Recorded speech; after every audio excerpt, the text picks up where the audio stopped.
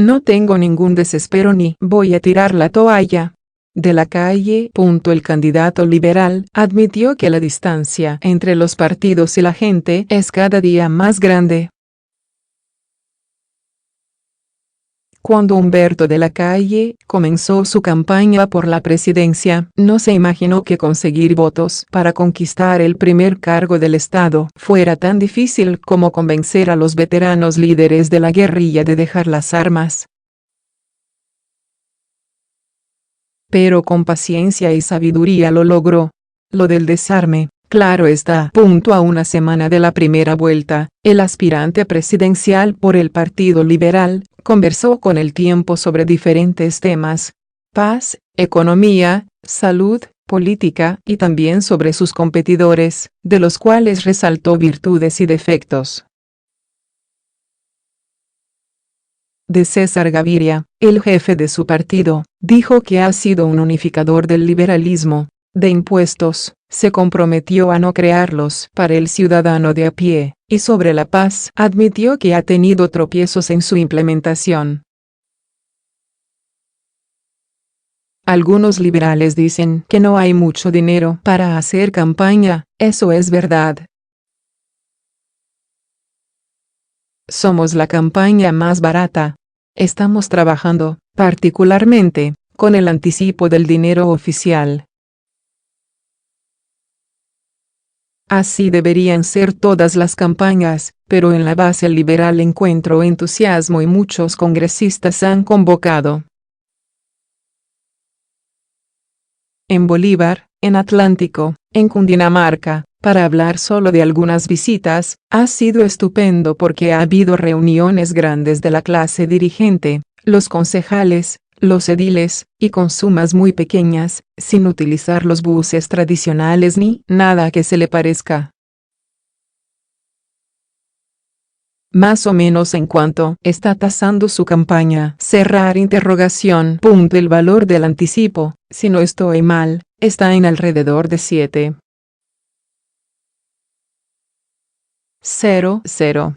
millones de pesos. ¿Qué papel ha jugado César Gaviria en su campaña? Desde el momento en que se consolidó la candidatura única, hemos venido trabajando conjuntamente. Incluso con presencia del Dr. Gaviria en muchas de las reuniones y manifestaciones públicas. En otros casos nos hemos repartido la tarea, pero siempre ha estado conduciendo al Partido Liberal y unificándolo alrededor de la candidatura única, hasta el punto de haber reunido a las bancadas de senadores y representantes a la Cámara, actuales y elegidos, reunión que concluyó con el apoyo a la candidatura. Yo le agradezco al Dr. Gaviria la forma en la que nos ha apoyado. No siente que al principio de la campaña lo impulsó decididamente y en las últimas semanas lo ha abandonado un poco. No, al contrario, en las últimas semanas se ha intensificado su presencia en muy diversos actos con el Partido Liberal. Insisto en que él ha sido un factor determinante para la unificación del liberalismo. El expresidente liberal Ernesto Samper dice que Gaviria está llevando el Partido Liberal a la tumba. Como sé que me va a contestar que eso no es cierto, más bien le pregunto, ¿no será que muchos políticos tradicionales están llevando sus partidos a las tumbas y por eso la gente ya no cree en ellos?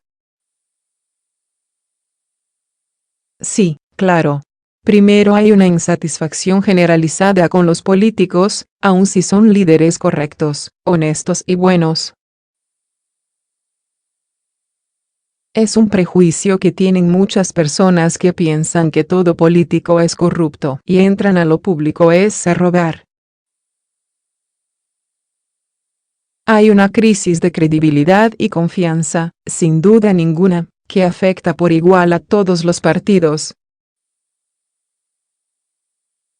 Pienso que Petro está cosechando en ese terreno, en el campo de la insatisfacción. También me parece que hay una responsabilidad enorme del Centro Democrático, porque en la medida en que el doctor Uribe, en su pelea con Santos, ya no solo lo critica a él, sino a las instituciones públicas, esto va deteriorando las instituciones. ¿Qué es más fácil, convencer a los líderes de las FARC de desarmarse o conseguir votos? Conseguir votos en Colombia no es fácil para nadie, y si bien las encuestas no son favorables, no tengo ningún desespero ni voy a tirar la toalla. Hay suficientes días para cambiar la situación, entre otras cosas porque la verdadera oferta desde el centro, pero un centro transformador y no descafeinado, es la que nosotros tenemos. Por otro lado, sí he encontrado que en mis años en La Habana no solo fue extraordinariamente difícil lograr acuerdos con las FARC, sino negociar aquí. Es decir, a mí me tocaba negociar en todos los frentes. Con las FARC, luego regresar, hablar con los militares, con el gobierno, con los ministros, con la iglesia. Es una tarea extraordinariamente compleja. En el terreno de la política exterior, ¿usted qué haría, como presidente ante un fallo adverso de la Haya? Lo primero que haría es entender que, desde el punto de vista constitucional, tenemos normas que han solidificado nuestros límites y que no pueden ser cambiadas, salvo un proceso de negociación con Nicaragua. Entraría en una fase de negociación, no solo ante los fallos que han ocurrido, sino ante cualquiera que sobrevenga, particularmente el de la plataforma continental extendida, que es el que se supone que saldrá. Lo que ha venido ocurriendo es muy negativo para Colombia, pero se necesita una plena solidaridad de los colombianos con su gobierno. Los políticos hablan mucha carreta sobre la salud. ¿Usted qué le respondería a un paciente al que su EPS le dio la cita con un especialista para dentro de 3 meses? Pienso que el candidato que está proponiendo un modelo distinto soy yo. Las EPS reciben dinero por cada afiliado. Luego, a través de las instituciones prestadoras de salud, cubren los eventos de enfermedad. Todo lo que se denomina medicina preventiva y promoción de la salud termina siendo un homenaje a la bandera. Por eso, lo que voy a hacer es, entre otras cosas, crear el médico familiar, pero no como una especialidad adicional, sino un médico general que atendría a varias familias, que tendría carácter resolutivo y sería capaz de tomar decisiones y no ser un simple obrero de las EPS. ¿Y esto cómo aliviaría a los usuarios del sistema de salud? Cerrar interrogación. Esta sería, a su vez, la puerta de entrada al sistema. Es lo que ocurre, por ejemplo, en el Reino Unido, donde hay un médico al que toda la población está obligada a ir y que la conduce a través de las diferentes especialidades. Esto porque lo que está ocurriendo ahora es que hay, entre otros problemas, un exceso en la utilización de los hospitales de tercer nivel. La gente se desespera porque no le dan la cita y entonces se va para el hospital. La mayoría entra por urgencias, las congestionan y siempre buscan al especialista allí. Con usted habrá menos impuestos o más impuestos. Cerrar interrogación. Digo que para las empresas, menos. El impuesto para ellas es muy alto y les quita competitividad. Yo voy a bajar los impuestos a las empresas, pero eso genera un roto. Para llenarlo hay algunos caminos. El primero, hay de 5 a 6 billones de pesos en exenciones y privilegios tributarios, y pienso examinar uno por uno a ver cuáles sí tienen sentido y productividad y cuáles hay que eliminar. El segundo, la lucha contra la corrupción y la evasión, y atender las recomendaciones de la Comisión de Gasto. Y para el ciudadano de a pie, cerrar interrogación. Para la gente de a pie, no voy a subir los impuestos, y en relación con el IVA queremos lo siguiente.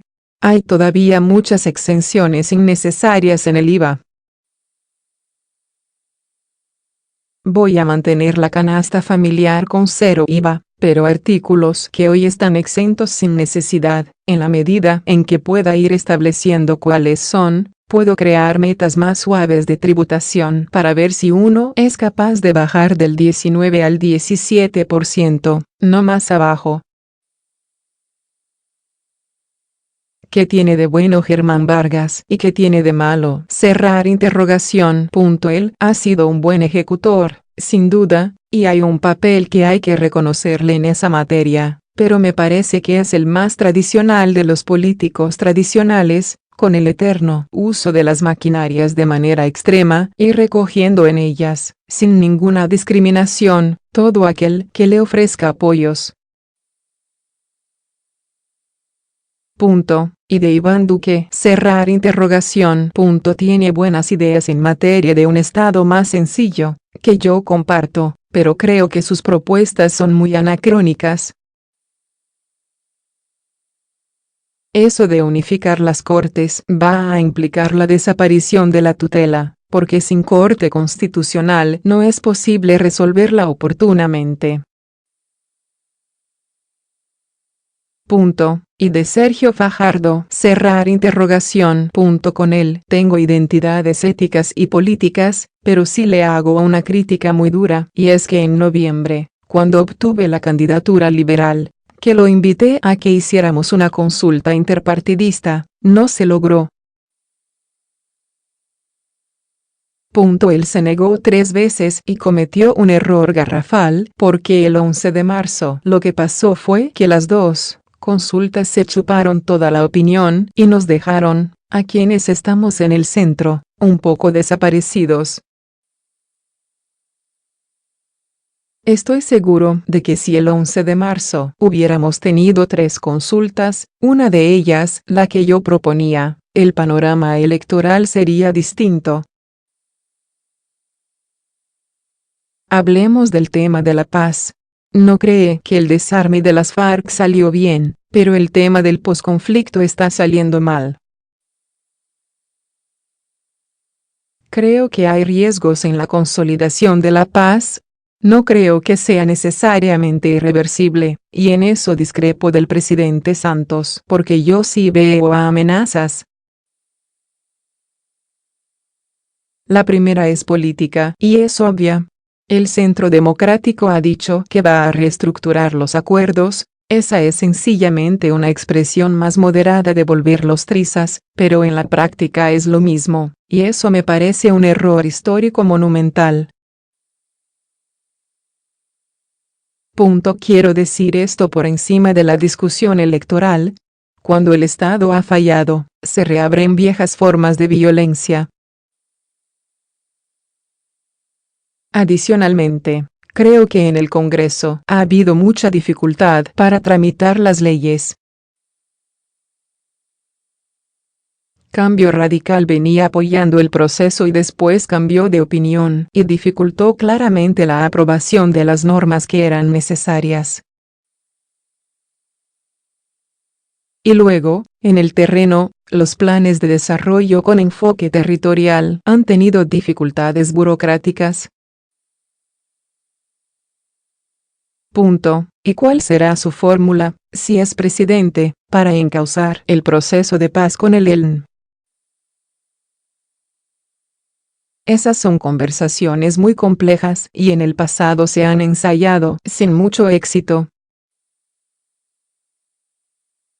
En este momento, lo que creo recomendable es que el ELN entienda que el apoyo a la mesa es muy precario.